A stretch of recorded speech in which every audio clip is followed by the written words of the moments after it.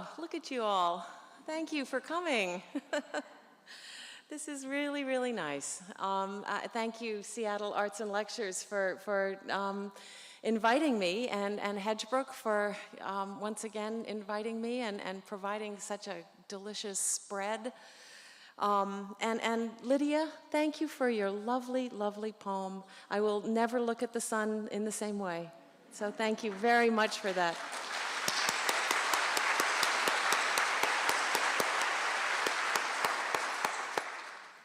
And your dress is beautiful.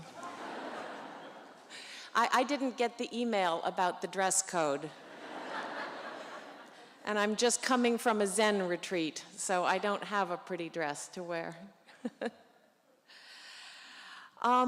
So this is wonderful, and thank you so much for coming. You know, I was trying to think of a title for this talk. You know, I like it when talks have titles. It gives me a focus. It gives me a place to start. And I was thinking about, you know, I wanted to talk about time, and I was thinking about calling it something like Taking Our Time, Time Management for Writers and everyone else. But I realized this was kind of ridiculous because, you know, obviously time isn't something to be taken, right? It doesn't belong to us or to anyone. And time really can't be managed either, and certainly not by writers. The idea of writers managing time is absurd. Writers are some of the most inefficient beings on earth.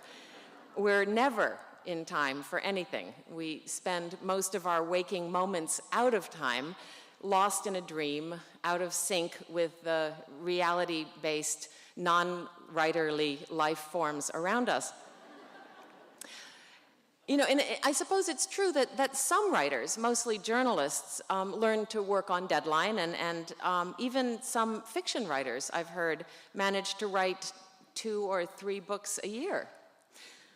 These writers clearly have some pretty intense time management skills, but I'm not one of them. I'm what you might call a temporally challenged writer. And I know this about myself, so why would I choose to talk about time management?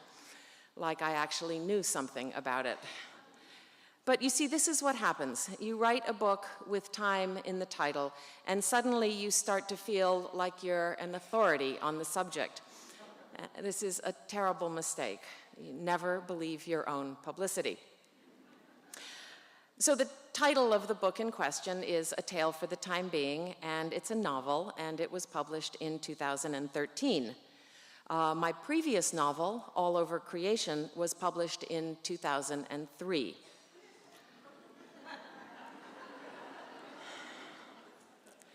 "2003 is 10 years ago.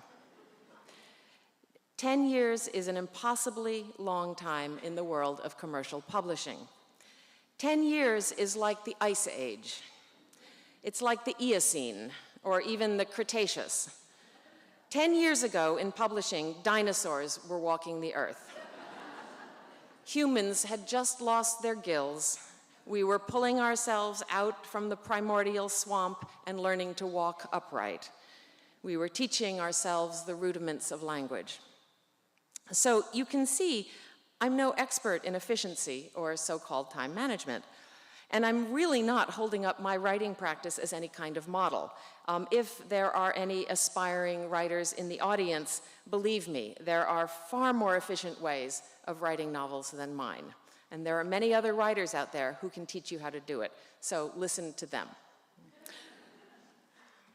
What I do have, however, is a lot of experience biding my time. In the eons it took me to write A Tale for the Time Being, I spent a lot of time thinking about time, and a lot of time thinking about writing, and a lot of time thinking about not writing. And these are the thoughts that I'd like to share with you today. Actually, you know, these days, pretty much everyone is a writer. But even if you're one of those rare people who isn't, please know that what I have to say about writing can apply to more or less everything that we humans do. So just substitute the word life or living for writing, and I think you'll probably do fine. So during that impossibly long span of time from 2003 to 2013, I was suffering from a serious writerly affliction. It wasn't writer's block exactly, because I was writing, or at least I was trying to write. You know, I sat down at my computer every morning. Characters would come to me and start to whisper, suggesting these shadowy ideas for plots. Themes would start to emerge and images to resonate. Days would pass and my nascent fictional world would start to grow. Cautious, but fueled by hope, I'd fill pages with scenes, and in the evening I'd shut down my computer with an uneasy sense of satisfaction, which grew into an uneasy sense of excitement as the days turned into months and the story, or dare I say, the novel, grew larger and lusher, richer and more complex. But then, invariably, 100 or 200 pages into the project, I would face the computer monitor one morning and find that overnight, my beautiful, lush, round world had gone flat. Shriveled and limp, it lay on the floor like a deflated balloon, and no amount of huffing and puffing could resurrect the shimmering bubble of fictional promise. I'd spend the next few months futilely moving commas around before finally giving up and succumbing to despair. Despair being another very common writerly affliction. And it was during one of these interludes of despair that I got an email from Amy inviting me to spend 3 weeks as a guest writer in residence at Hedgebrook. Now, I'd heard of this place, you know, a writer's retreat center for women with beautiful cottages in the woods, solitude, gourmet meals, a bottomless cookie jar.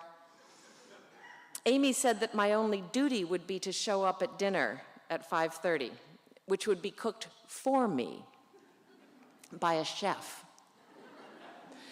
And the rest of the time would be mine to focus on my writing. So this sounded like paradise, or it would have sounded like paradise to a writer who was writing well. But at the time, I wasn't, and I admit I felt a bit ambivalent. And that was before Amy informed me that the cottages where we were to do our writing had no Wi-Fi. No Wi-Fi? No fiber optic? Not even a phone jack for dial-up? When I heard this, I felt both disbelief as well as, I confess, a slight sense of relief. You know, impossible. I couldn't possibly go to a neo-Luddite enclave like that. How could I write without the internet? I needed my bookmarks, my news feeds, my links to research, and Google. You know, what if I had a question while I was writing? You know? Everything I rely on, my resources, references, Wikipedia, are all online. My head is quite literally in the cloud. How could my mind function without it? So inside this last and seemingly rhetorical question lurked a very real fear. At the time, I was honestly afraid I was losing my mind. My writer's mind had always been such a good friend to me, lively, lucid, and full of surprises. But something had changed, and now it felt different, unfamiliar, frozen and panic-stricken, or dull and sluggish. You know what it feels like when your arm falls asleep and you try to make a fist, but you can't? That's what my mind felt like a hand that could no longer grip. This fear started when my mother was diagnosed with Alzheimer's. I spent hours on the internet reading about the disease, and over the years that I cared for her, I became intimately familiar with the corrosive effects of plaque on her brain function, all the while watching my own mind for signs. And of course, I often found them. My journals from that time are filled with adjectives like foggy, scattered, distracted, vague, fuzzy, fractured, fragmented, overwhelmed. I thought about getting genetic testing, but did I really want to know? Maybe it was hormonal, or ADD, or just garden variety grief and depression. And all of this was affecting my writing. When Amy's email came, I'd already abandoned 3 or 4 attempts at novels, including A Tale for the Time Being. I thought I'd lost the capacity to hold complex fictional worlds in my mind. I was pretty sure I'd never finish another novel. So I almost turned down Amy's invitation, but good sense and the lure of free meals and the cookie jar prevailed. And I was just determined to use my time at Hedgebrook wisely and efficiently. So rather than waste time working on a novel that would surely go nowhere, I decided to work on an idea I had for a memoir instead. I loaded up my car with journals and books, the kind with pages that don't require a power supply, and I drove down to Whidbey Island. But by the time I got there, I'd changed my mind. Instead of working on the memoir, I decided to make one last attempt at wrestling the intractable novel manuscript into shape. This was it, I decided. If, after 3 weeks, I still couldn't make the damn thing work, I would trash it, delete it from my hard drive, and give up on it completely. So that was my intent, and I'd like to share some of the things that I learned about my mind unplugged during those 3 weeks of retreat. So the first thing I noticed was how much my mind had come to rely on what's outside itself. I arrived at Hedgebrook, moved into my cottage, set up my computer, and immediately I felt the need to launch my browser and check my email. But I couldn't. And there was no help for it. I would have to go to work. So I launched my word processing program instead and opened the manuscript of the novel. Within moments, questions and doubts started to arise, as of course they do when you sit down to write. And that's when I became aware of my mind sort of reaching outside of itself, restless like twitchy fingers, out into cyberspace, groping for answers, for Google, for Wikipedia, for some kind of external brain. I was aware of this reflex rising up over and over again, but because I wasn't connected to the internet, I had to make do with what was inside my mind instead. This outward groping was not a pleasant sensation. In my little unwired cottage, I felt restless, anxious, and insecure. But since there was nothing else to do while I was waiting for dinner, I persevered. And little by little, the writing started to come. Paradoxically, I felt equally unsettled when I successfully resolved a problem, like finishing a tough scene or chapter, or even just finding the right word. I'd feel a burst of relief, but immediately after, my mind would start groping for a hit of online distraction as a reward for accomplishing the task. Even just hitting Command S and saving a document could trigger this urge. The internet had become a way of punctuating time and savoring satisfaction, kind of like a cigarette after sex. In fact, being disconnected felt a lot like quitting smoking. I used to be a very enthusiastic and dedicated smoker, and when I quit, my cravings were intense and compulsive. But little by little, as the nicotine left my system, and I developed some faith that I would indeed survive without a cigarette, the cravings began to subside. My internet withdrawal felt a lot like kicking a chemical addiction. Now, addiction is, by its nature, impatient. It wants gratification now. But impatience is death for a novelist. My internet addiction had trained my mind out of the habit of dogged and plodding attention to detail that long-form fiction demands. I'm sure I'm not the only novelist to have experienced this, which is why I sometimes worry about the future of the literary novel. But I suppose I don't really need to worry, because even if I could still write them, who's going to take the time and have the presence of mind and focus to read them? Recently, I'm beginning to suspect that my reader's brain, too, once trained to go deep, may have been similarly corrupted. I can't seem to read entire books like I used to. I'm too impatient.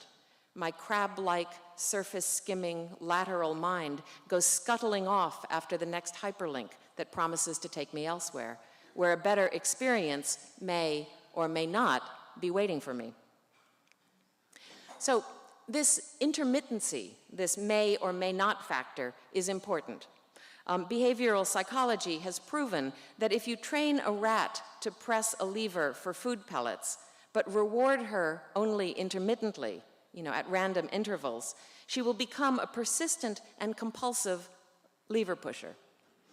This intermittent reward or reinforcement is called a variable ratio schedule, and it produces behaviors that exhibit both the highest rate of response and the greatest resistance to extinction. In other words, it produces the most stubborn and persistent habits.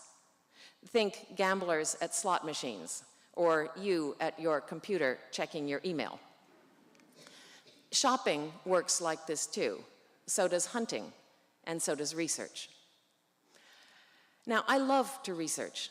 Every piece of information I unearth has a story in it. And these info bites are the seeds of my narrative, and the plots and characters of my novel grow out of them. It used to be that I had to physically go to a library in order to collect the stuff to put in my novels. But now, surfing the web has become my chief means of procuring information. Now, the entire library and the shopping mall and the slot machines have moved inside my computer.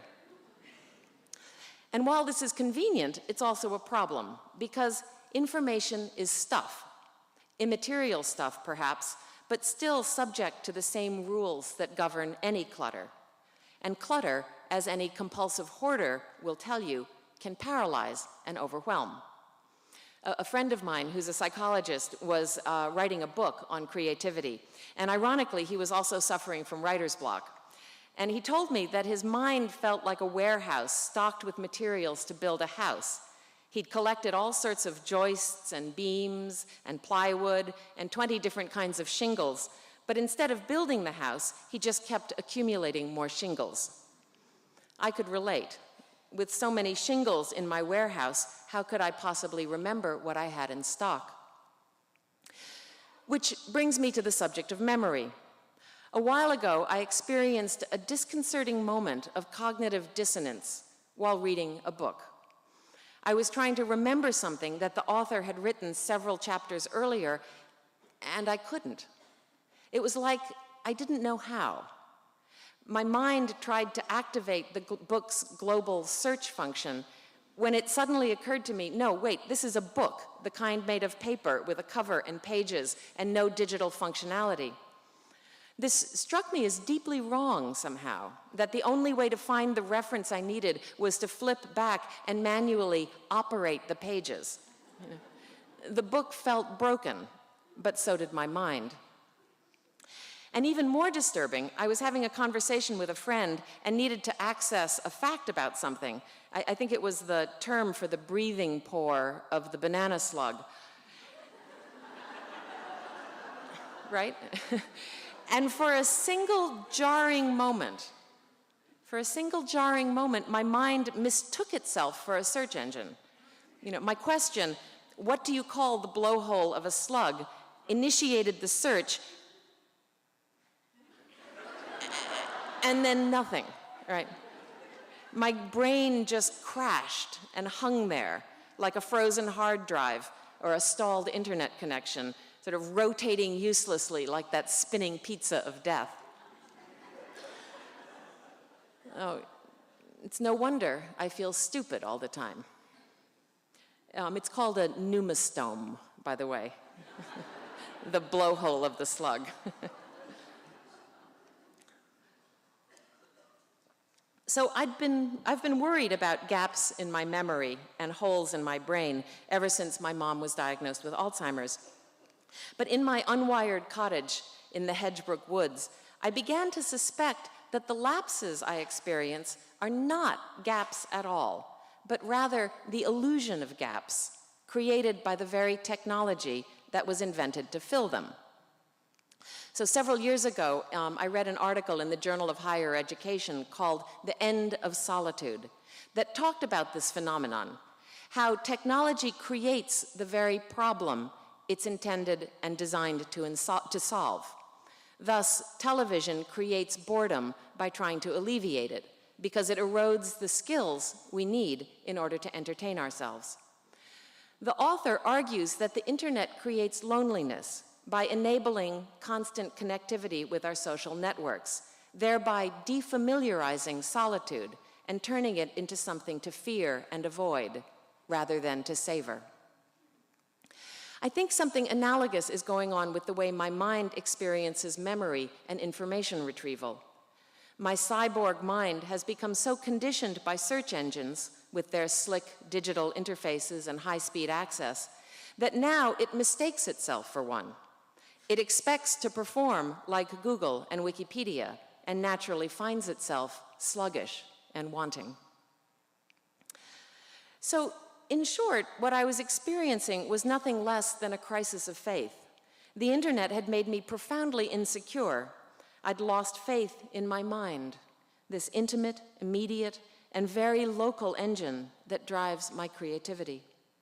The internet, always on and ever present, exposes me incessantly to a cacophony of genius that's infinite and boundless. The entire intellectual history of humankind, not to mention every novel that's ever been on the New York Times bestseller list, is there.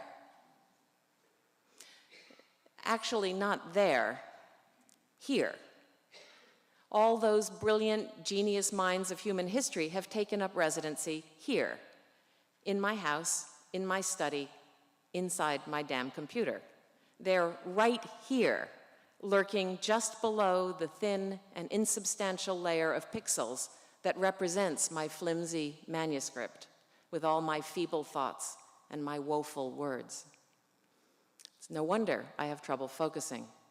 No wonder my small mind could never be enough. No wonder I thought I'd never finish another novel. But please don't get me wrong. I'm not saying that the internet is bad. I love the internet. You know, I live in Desolation Sound, right? I rely on the internet for my connection to the great wide world and would never want to be without it. But sometimes I need to step back, to step away. During my retreat in my cottage in the middle of the primeval Hedgebrook forest, I wrestled with the manuscript for my novel. Finally, 2 weeks into the retreat, I scribbled in my journal, "Oh my God, I have my mind back. It's back. I'm back. What a relief." And it was a wonderful feeling, that spacious clarity and intense focus of an unmediated and undistracted mind. In the week of retreat that remained, I was able to penetrate the dense thicket of the novel and see my way through to an end. I brought the manuscript home and started to strictly moderate my online time. I finished a first draft, threw half of it away, wrote a second. It took another 3 years, but finally, in 2012, I turned in the completed manuscript for A Tale for the Time Being. Phew. So that Hedgebrook retreat taught me something essential about my own neuroplasticity, about how my brain has been changed and reconditioned by digital technologies, but also how it's able to snap back and recover, providing I can take the backward step and create appropriate structures and make time for retreat. I understand now that I have to do this regularly if I want to keep writing novels. That retreat also taught me something about technology and time and our ability to be in time, to be time beings. It seems to me that the engine that drives our technological innovation is our very human desire to defeat time and space. And it seems equally true that every technological innovation has hidden costs. In the same way that the internet can make us lonely by disabling our appreciation of solitude, I'd argue that it's also making us impatient. In its attempt to defeat time and deliver results at ever faster speeds, the internet is eroding our ability to wait, to simply be comfortably in time. Impatience is a dangerous thing. I remember after 9/11, when in a speech about the war on terror, George W. Bush informed us with some pride that he was not a patient man. I remember worrying about this then, and seeing the outcome now, just over a decade later, I worry even more. It seems to me that we're suffering from an epidemic of impatience, from an inability to imagine anything beyond the immediate future, which, needless to say, does not bode very well for the stability of our climate or the health of our planet. It's not really our fault, though. Our technologically driven, capitalist consumer culture is training us out of any naturally occurring patient habits of mind we might have. Patience doesn't sell. What sells is impatience. From a very young age, we're trained to be impatient and to expect instant gratification because delayed gratification is bad for business. Advertising conditions us to want things now. Internet shopping rewards impatient people with poor impulse control. And I know this. and this is intentional because patience hurts the economy. It's anti-capitalist, which parenthetically is why practicing patience is perhaps one of the most deeply subversive things that you can do. Impatience is a real problem for writers. Writers are chronically impatient. Generally speaking, writers don't really want to write. We want to have written. We have these great, big, marvelous ideas that we know will make stupendous books. And so we tesseract. Do you remember that term? We tesseract through time, leaping ahead of ourselves, imagining the wildly enthusiastic acceptance letters pouring in from agents and editors, even before we've written the first page. Then, as we revise the first chapter yet again for the 100th time, we console ourselves by making shopping lists of all the things we'll buy with our royalty checks. Even though we don't yet know whether our protagonist's father is going to attempt suicide in chapter 3 or chapter 5, or possibly not at all, we're absolutely certain our friends and family will admire the beautiful book jacket that we've also found time to design in all those moments when we're not writing. Great things will happen. How wonderful we'll feel. Satisfied, completed, vindicated, authorized. And we yearn for that more than anything else in the world, because only when we are duly authorized and our book is safely between covers will we be relieved of the uncertainty that plagues us. Or so we think. Now, which uncertainty is that? The uncertainty that perhaps what we're doing, writing in general and this novel in particular, is worth the time we're putting into it. The worry that maybe we're wasting our time here on Earth. And in this regard, writers are no different from anyone else. We all share this uncertainty, this terrible worry that maybe we're wasting our time here on Earth. Uncertainty, this awful liminal state of not knowing, is the root cause, I think, of our impatience. Not knowing is intolerable. It's like being desperately in love in those first few stricken weeks or months when you don't yet know if your love is requited. Do you remember that? That sickening anxiety, the wild, unbridled fantasies, the yawning sense of emptiness and incompletion. You know, just think back to high school, right? These feelings are unbearable because we just want to know. But the state of uncertainty and not knowing, which we find so unbearable, is also where art comes from. Uncertainty is the source of our wildest fantasies. Not knowing is the wellspring of creativity, or, since those waters are rarely clear and limpid, as the word wellspring suggests, let's return to the image of the swamp, the primordial swamp of the generative impulse. The problem is that these days we seem to want to dredge the swamp and clean it up, level it with landfill and build condominiums on top of it, monetize it, concretize it, quantify it, and maximize our profits. This is how we treat creativity these days.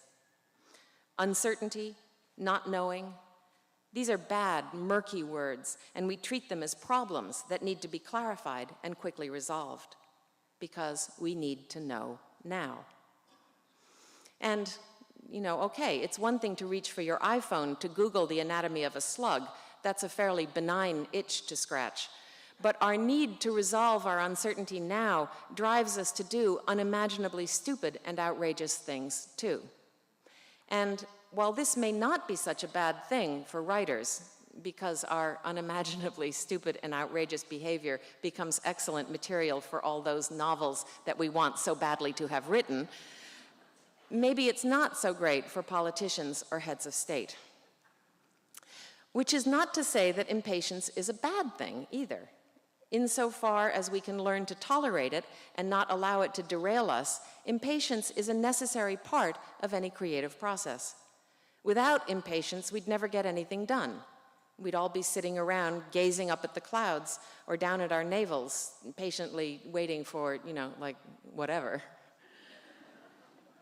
It's thanks to impatience, our need to know, our need to resolve our curiosity, that books get written and paintings get painted and scientific and technological breakthroughs get made. The trick, it seems to me, is to train ourselves to bear the seemingly unbearable tension of uncertainty, maybe even enjoy it. We must learn to sit patiently at the edge of not knowing, gazing into its turbid depths, waiting for some unthinkable creature to evolve to the point where it can haul itself out and start breathing air. We must be willing to wait for eons and ages.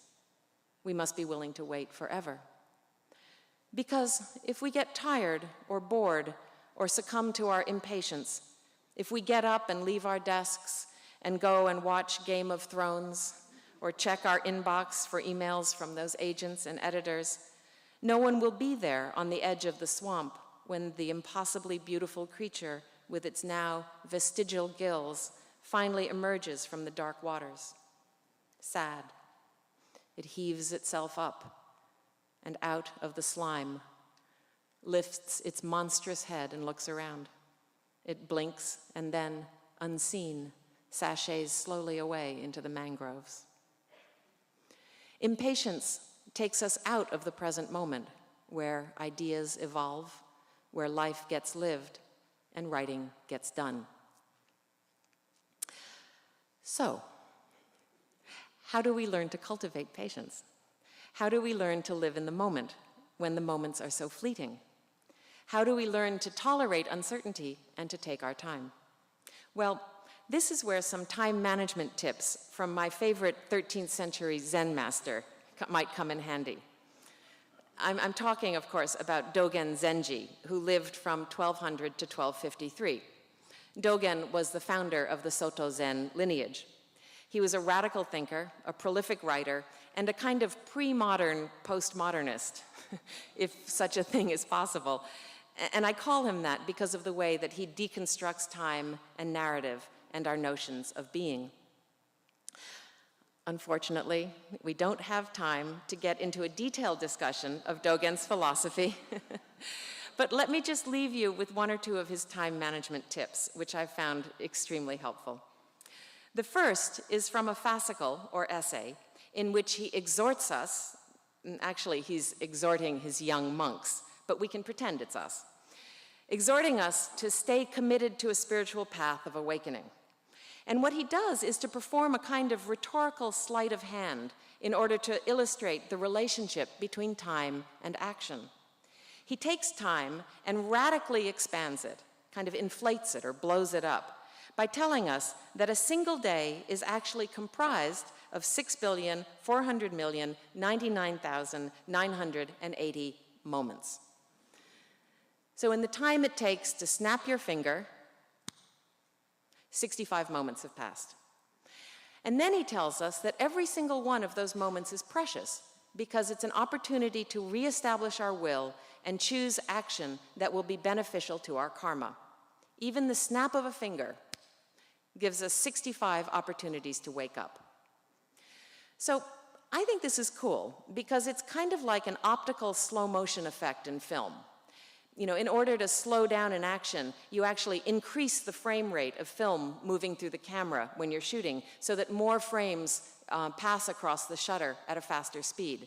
And so then when it's projected back at normal speed, the image appears to be moving in slow motion. What Dogen is doing is performing a kind of conceptual slow motion effects on our experience of time passing, which is pretty impressive for someone who lived 650 years before the invention of the first motion picture camera. I find his view of time to be quite astonishing. It's so expansive and so generous. It means that there's always enough time if you just slow down. If you just slow down and take your time, you will have plenty of opportunities to choose to do something beneficial, to start writing your novel, for example, or to help someone out of a jam, or to be kind instead of impatient. The second time management tip from Dogen is one of my favorites. It's the backward step. And I mentioned this earlier when I talked about my time at Hedgebrook as a backward step, away from the restless and relentless pull of the internet. We can think of the backward step as a retreat, like the kind that Hedgebrook offers, or we can think of it as simply enjoying a few moments of stillness and silence in the middle of a busy day. Because actually, when the rest of the world is rushing relentlessly forward, we don't really even need to step back. We can simply choose to be still for a moment, like a rock in a fast-moving stream. And we can do this from time to time throughout our day, waiting in line at the supermarket cashier or at the bank or when we're stuck in traffic. We can use our naturally arising feeling of impatience as a reminder to relax, to take the backward step, to breathe, and to gain perspective. And recently, I've been using my impulse to check email on my cell phone as a kind of a mindfulness bell. So instead of pulling out my iPhone, when I feel that urge, I take a moment to look around and notice something that I would ordinarily otherwise have missed. I started doing this a few months ago on a plane, and we were just touching down at SeaTac, and the minute the tires hit the tarmac, everyone on the plane pulled out their cell phones and started checking messages, right? You've all seen this. And as I was, of course, fumbling for mine and trying to turn it on, I happened to look up and notice this very old Chinese couple in the seat kind of across from me. They didn't have smartphones. The woman seemed to have some kind of dementia or cognitive disorder, and she was extremely anxious about her bags in the overhead compartment. She kept trying to stand up, but we were still taxiing, and her very old husband kept pulling her down. He was trying to help her with her coat, and he was so patient and careful, coaxing her into her seat, wrapping the coat around her shoulders, patting her arm, whispering in her ear. And something that he said must have gotten through, because all of a sudden her body just relaxed, and she smiled. It was a big, funny smile.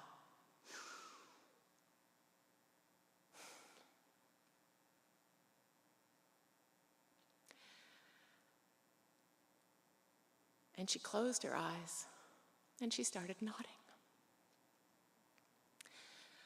All the way, as we taxied to the gate, her husband kept patting her arm, and she kept nodding.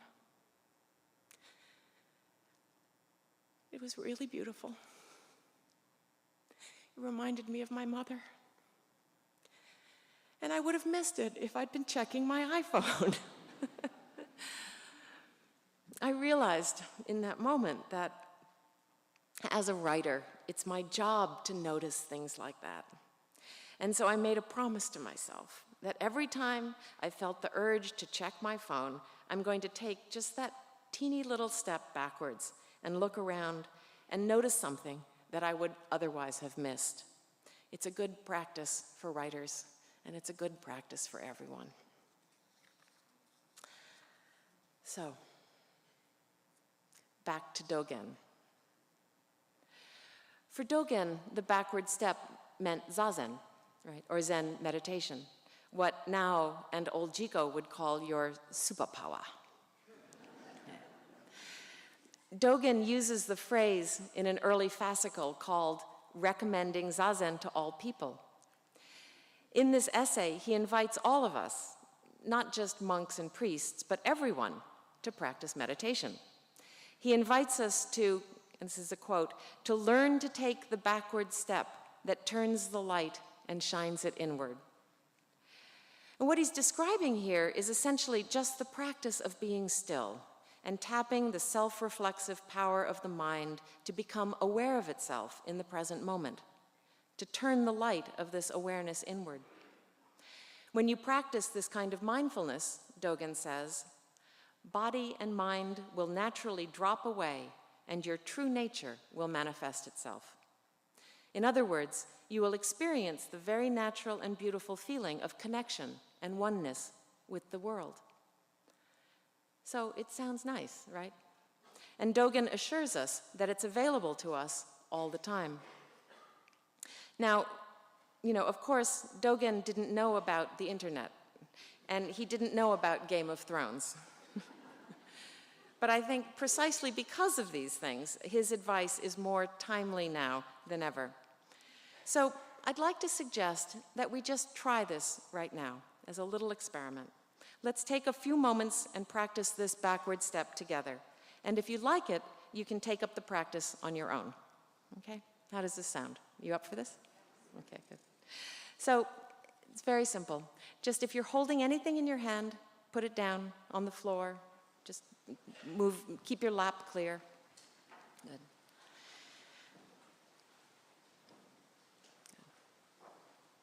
And then just sit up straight. You can sit up straight, and if you'd like, you can sort of move to the front of your chairs so that you're holding yourself upright as best you can. It's close, it's tight, it's cozy. Okay. And so you just get a sense of feeling of your body sitting in a chair. You probably haven't really been aware of this for the last however long that I've been yammering on. So now you have a feeling of your body in a chair. And you can close your eyes. So why don't you all close your eyes? And just take a moment to bring your awareness to the different parts of your body. You can start with the top of your head and just take a moment to bring your awareness to your face, to your forehead, to your cheeks, to your jaw, and see if there's any tension there. And if there is, you can just relax it and let it go. And then just allow that awareness to sort of drop down through your neck and down into your shoulders. We carry a lot of tension in our shoulders.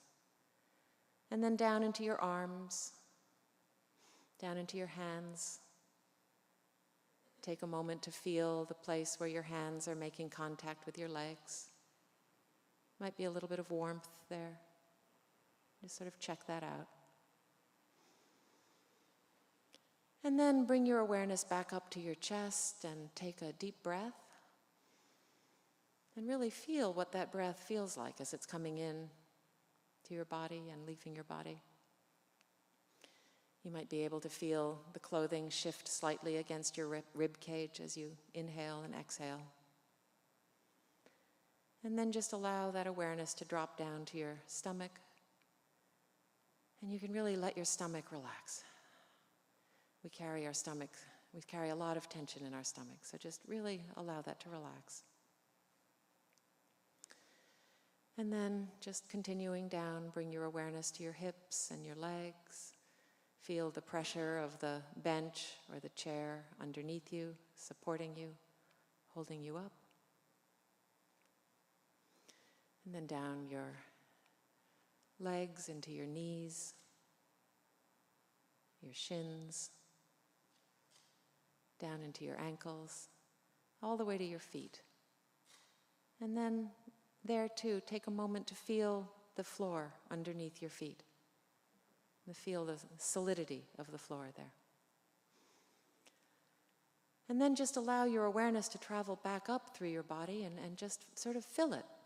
And once again, if there's any place where you're holding tension, use your breath, breathe into that place and relax and let the tension go.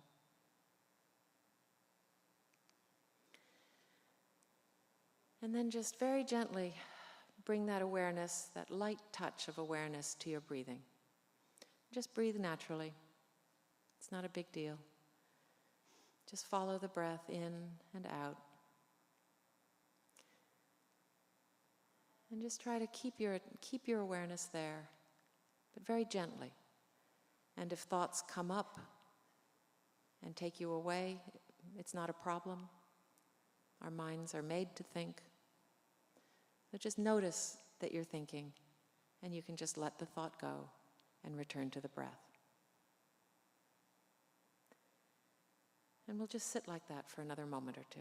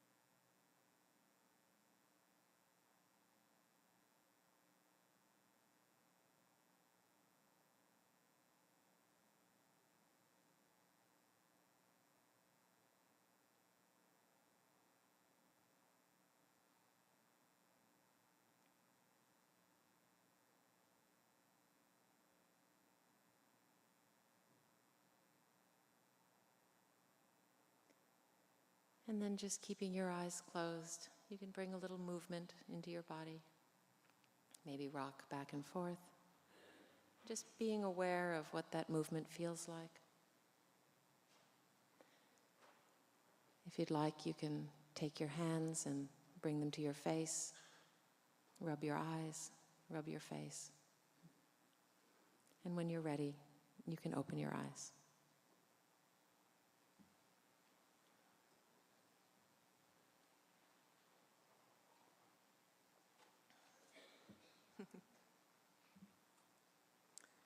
That was nice, thank you.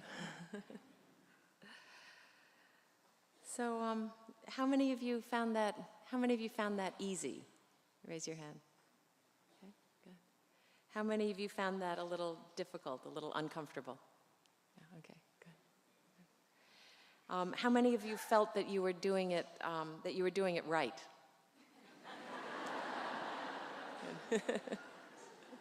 How many of you felt you were doing it wrong? Okay, good. How many of you felt your minds were really jumpy? Like, what's going on? Okay. And how many of you felt, sort of quiet? Good, good, good. Anybody feel sleepy? That's my favorite mental state, personally.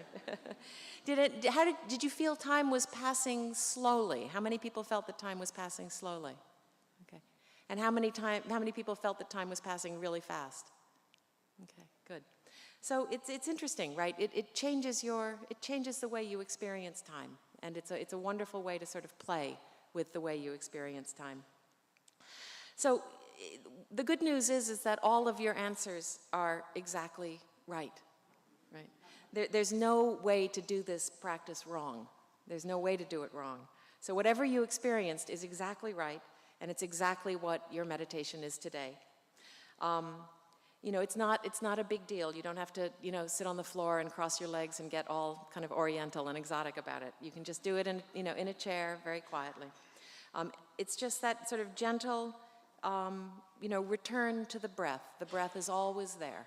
While you're meditating, the breath will always be there. If the breath isn't there, then you're not meditating. Something else is happening. So you can have faith that the breath will always be there for you, right? It all comes back to time. It comes back to our relationship with time. We spend most of our waking hours, about 4 billion moments in a day, either leaning into the future or worrying about the past. We're chronically overstimulated, and we rarely give our bodies and minds a break or pay attention to how they're doing. So this, a meditation practice like this is a way of becoming intimate with time and with time passing. It's a way of slowing time down and waking up from the trance of our lives. It's a way of fully being in time, or in other words, it's a way of being a better and more effective time being. So on that note, I think we're actually just about run out of time. And I hope that this time management advice from 13th century Japan will be helpful to you. Thank you for spending these approximately 200 million of your precious moments of your lives with me. And I think that we're now going to go and have some questions. Thank you.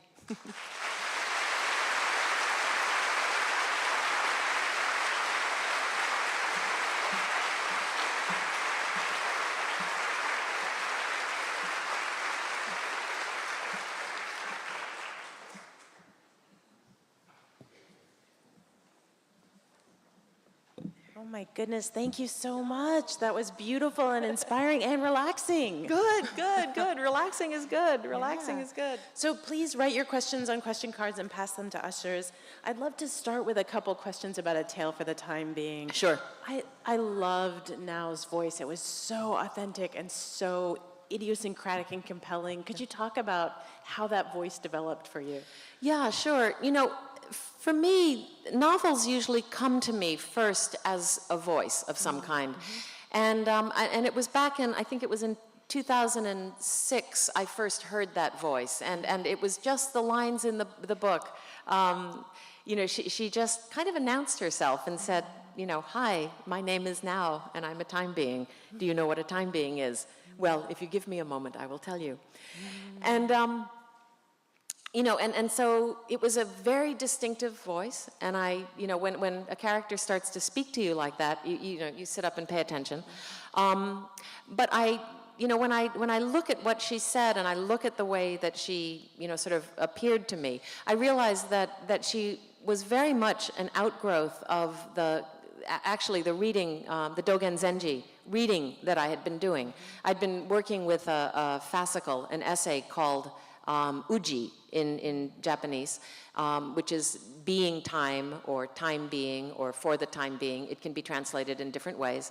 And the translation that I was working with, I was looking at the original, but I was also looking at the English translations. And the translation just had there was an odd ambiguity about it, because the translator used the phrase for the time being. But the context in which it was set, it was hard to know whether it was for the time being or for the time being, right? And so I kept reading it as time being, as though, you know, it were an alien being or, you know, a human being or some sort of entity, right? And I think that's really what, it was that sort of instability of the phrase that lodged in my mind, and now, you know, sort of misread it or read it as time being, of course, because she's 16, and so that's, I think, where that came from. You know, it came from that translation. Yeah. And it's odd to think that, you know, that this entire book could have come from something, you know, as small as that. I know the translator. The translator is a friend of mine, and we've had a long conversation about this, and it was really funny. Yeah. Oh, I bet. Yeah. One of the things that is a departure from your earlier books in A Tale for the Time Being is this magic that enters in, and you leave the everyday world that we all expect. What was it like for you? What made you make that choice, and what was it like to work with magical realism? Well, you know, I didn't really think of it as magical realism per se. It was more, as I was working on the book, I started to, and don't forget that I was really immersed in Dogen's writings. And, you know, 13th century Japan was not, you know, the materialist, rationalist, you know, sort of, you know, post-Enlightenment, you know, culture that we have now. And so when you start to let go of some of that bias, you know, that framework, and start to read Dogen as though, you know, it were real, right? It shifts things, right? And so I think that, you know, what's happening in the book is more just a kind of a performance of certain principles, Dogen philosophy, but on his terms, right? In sort of the terms of 13th century Japan, not in our kind of materialist, rationalist, logical, empirical kind of, modern framework. So I think that's, and it was wonderful. It was so much fun to do. It was so nice to let go of all of that. Yeah. Can you talk about the decision to bring yourself in as a character to the book? Yeah, sure. It was such an interesting journey. When I first started, when I first heard Now's voice, she was obviously talking to somebody. She was writing to somebody. She was, I had this, she basically announced that she was going to write this diary and she was going to cast it into the world and that somebody would read it, right? And, her voice was appearing in my mind. So, of course, I thought, I might be her reader, And immediately just discarded that idea because it seemed so postmodern and so kind of tricky and, metafictional and, these things that I didn't really like. And so I discarded it. And then I spent 4 years, I guess, maybe even longer. Actually, it was more like 5 years, trying to find a reader for her, trying to cast a fictional reader in that role, right? And I kept coming up with readers and I'd write and it wouldn't work and I'd, sort of throw away the manuscript, try it again, over and over again, until finally I actually did finish a version of the book, a draft of the book that was completely different from the one that's out now. And I was about to turn it in to my editor, and this was at the beginning of 2011, and that's when the earthquake and tsunami hit, right?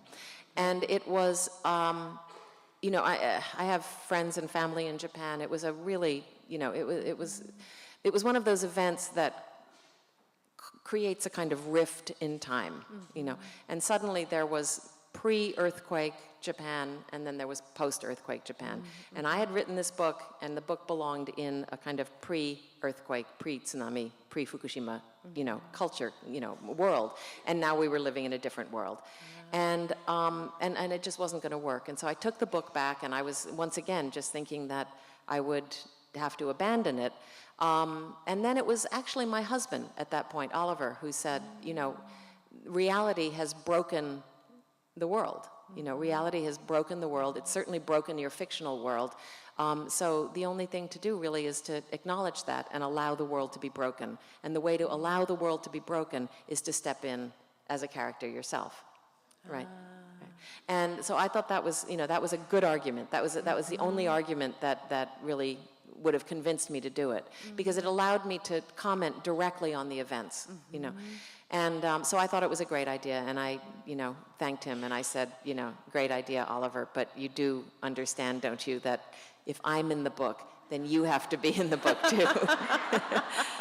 And what did he say to that? He agreed. He said that he thought it would be an interesting thought experiment. One of our audience members would like to know, what was it like for you to record the audiobook for the Tale for Time Being? Oh my gosh. The whole multi-format platform thing that we're doing in publishing now is so interesting to me, because the book came out as an audiobook, it came out as an ebook, and it came out in paper, right? And the ebook is a completely different experience than reading it as a book in paper, on paper, because of the way the footnotes are kind of laid out and stuff like that. And then the audiobook is a completely different experience, again, because a lot of, because there are no footnotes, right? There's no footnotes, there's no appendices at the end. I chose not to put those in. But what I was able to do instead was to work the material into the spoken text. And, and so what it lost in the, you could say that it lost something in the appendices, but what it gained was the performance element, right? And the kind of momentum of, a time-based performance. And, publishers don't really like to let novelists read their own work. And I think it's because they're afraid that we're going to be a little bit too precious about it, and that we might want to make changes, in the manuscript when it's too late, that kind of thing, or that we're not good readers, and so but I really felt that, I was in this book. I should read it, I'm in it. I'm not going to let somebody else read it. And so I realized that if you put in enough Japanese into the into the text, that they might they'll let you read it. And so that's what I did, and I made a case for it, and I did the reading, and can I brag just a little bit? Yeah, okay. Definitely. So, because I was an amateur and, it was my first time reading an audiobook, they booked 2 weeks of studio time for me, right? So that's 10 days, 80 hours of studio time for me to do this. And I did it in 4.5 days. And I have to say that I've never enjoyed anything as much, having to do with publishing as I enjoyed reading that audiobook. I had such a good time. I was worried, I was afraid that I might not be able to do it, But what happened is that as soon as I sat down and opened my mouth, the characters were there, and they were emerging and they had voices, and I just loved doing it. And, most of the time when you write a book, you send off a manuscript off to your editor, and somehow it gets kind of magically made into a book without you actually having to print out the pages and collate them and, and all of that, right? Stitch the binding. So it's a kind of a magical thing that the book suddenly that the manuscript becomes a book, right? But with the audiobook, I actually had to bring up every single one of those words sort of up through my body again and out my mouth. And it was kind of like giving birth in a way that, I'd never experienced with a book before. And it was really beautiful. It was a wonderful experience. I hope I'll be able to do it again sometime. Yeah. Another audience member would like to know, is there a movie in the works for A Tale for the Time Being? Now there's something. If there were a movie in the works, I would not be the one to be making it. Perfectly willing to let somebody else do that. Not that I know of, but they're always looking to shop it around. So if anybody here is dying to make a movie of the book, let me know. And as a filmmaker, how do you feel that has affected your work as a novelist? I think that I approach my my writing from a kind of a filmic, perspective, in the sense that very often I use techniques in the editing, for example, and scene construction and stuff that I think I learned it, in the editing room as when I was making film and television. In fact, I remember that I always wanted to be a novelist. I never wanted to be a filmmaker at all. It was never, it never really interested me that much. But when I tried to write novels, like all through high school, all through college, after college, trying to write novels, I kept being defeated by time.